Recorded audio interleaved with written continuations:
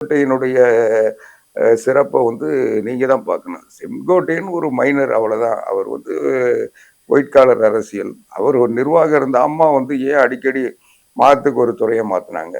அவர் எந்த துறையில ஒழுங்கா அவருடைய தன்னுடைய திறமை காட்டியிருக்காரு. அவர் வந்து ஆரம்பத்துல வனத்துறையில இருந்தாரு. அங்க சத்தியமங்கலத்துல அந்த இந்த பிரச்சனை வந்து அதுல ஆட்சிக்கும் அம்மாவுக்குமே கட்டுப்பேறு ஏற்படுத்தி இருந்தாரு. அதுக்கப்புறம் வருவாய்த்துறை அமைச்சராக இருந்தார். அப்புறம் போக்குவரத்து துறை அமைச்சராக இருந்து அதுல ஊழல் பண்ணி வடக்கு போட்டு சிறைக்கு போய் தேர்தலில் போட்டியிட முடியாமலாம் இருந்தாரு. அதுக்கு பிறகு மறுபடியும் வந்தாரு. வந்து அமைச்சராக இருந்தாரு. அதுக்கப்புறம் அம்மா வந்து அவரை பதவியிலிருந்து எடுத்து இவர் அமைச்சர் பதவிக்கு லாய்க்கில்னு இருக்காங்க. அதுக்கப்புறம் எடப்பாடியார் முதலமைச்சரான உடனே அவரை பார்த்து மறுபடியும் பள்ளிக்கல்வித்துறையில வச்சாங்க. பள்ளிக்கல்வித்துறை அமைச்சராக்கினார்.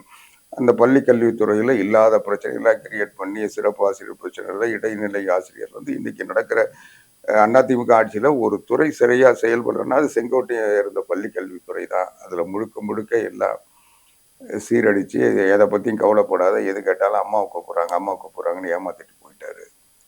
அதனால அவர் வந்து சும்மா ஒரு ஷோ பாலிடிக்ஸ் பண்ணியிருக்கலாமே தவிர காக்கா உட்கார பணம் மாதிரி அவரு விஜயோட சேர்ந்ததுனால அவர் ஜெயிச்சிட்டாரு. அதுக்காக வந்து விஜய் கூட யார் சேர்ந்திருந்தாலும் ஜெயிச்சிருப்பாங்க. அதுல அவர் ஒருத்தரே தவிர இவரால விஜய்க்கு எந்த பலனும் இல்லை. விஜய்க்கு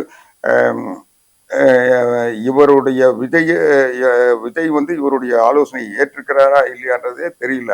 ஆனா இவரை கவர்னரை போய் விஜய் பார்க்க சொல்ல போய் செக்ரட்டரியேட்ல போய் ரூமை பார்த்து இந்த ரூம் இப்படி இருக்கணும், இந்த போர்டு அப்படி இருக்கணும், செங்கோட்டையன் போய் கமெண்ட் பண்றாரு. இவர் போய் ஆர்டர் போடுறாரு. டிஜிபி அதை செய்ய சொல்றாரு, தலைமைச் செயலாளர் இது செய்யணும்னு சொல்றாரு, பொதுப்பணித்துறை செயலாளர் இந்த கதவை இப்படி மாத்துன்றாரு. அப்ப அவர்